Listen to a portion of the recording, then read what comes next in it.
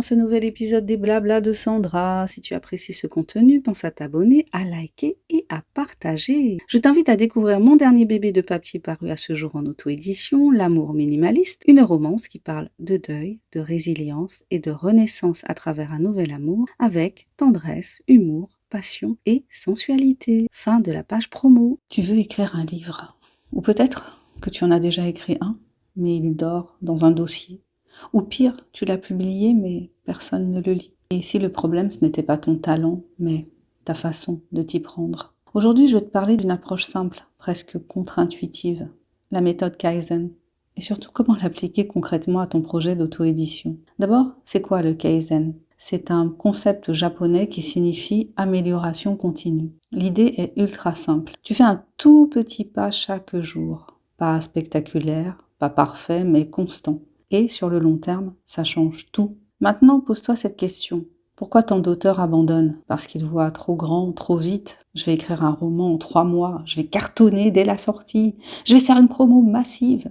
Résultat, pression, découragement, abandon. Le Kaizen, c'est exactement l'inverse. Appliqué à l'écriture, c'est, au lieu de viser 1 heure d'écriture chaque jour, tu vises 15 minutes par jour. Oui, juste 15 minutes. C'est ridicule ? Parfait. Parce que tu peux le faire même les jours où tu n'en as pas envie. Et tu sais quoi ? 15 minutes par jour, ça permet de rédiger le premier jet d'un roman en 1 an, sans douleur. Appliqué à la publication, tu n'as pas besoin de tout maîtriser d'un coup. Aujourd'hui, tu comprends comment fonctionne Amazon KDP. Demain, tu travailles ta couverture. Après-demain, ton résumé. Un élément à la fois. Pas parfait, mais meilleur qu'hier.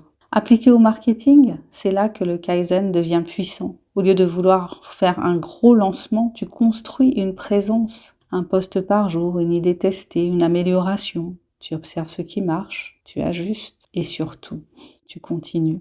Le vrai secret du Kaizen, il est là.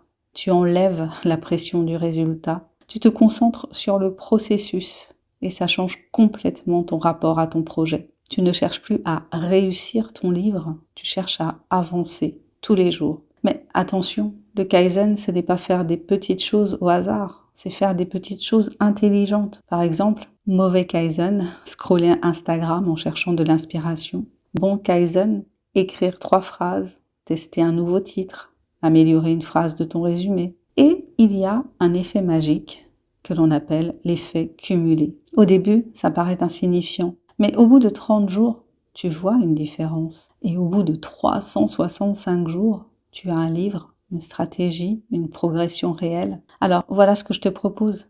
Dès aujourd'hui, choisis une action minuscule, pas ambitieuse, pas impressionnante, juste faisable. Et répète-la demain et après-demain. Parce que l'auto-édition, ce n'est pas un sprint, c'est un jeu de patience. Et ceux qui gagnent ne sont pas les plus talentueux. Ce sont ceux qui continuent. Alors, dis-moi, quelle est la plus petite action que tu peux faire aujourd'hui pour ton livre ? Fais-la et recommence demain. Merci d'avoir écouté cet épisode des Blabla de Sandra. Si tu as aimé cette réflexion, n'hésite pas à partager ce podcast et à me dire quel est ton point de vue sur la question. Je te dis à très bientôt pour un nouvel épisode des Blabla de Sandra. Allez, abonne-toi, commente si tu l'oses, like et partage. Et pense à découvrir mon dernier bébé de papier paru à ce jour, L'amour minimaliste, une romance qui parle de deuil, de résilience et de renaissance à travers un nouvel amour avec tendresse, humour, passion et sensualité. Bye bye!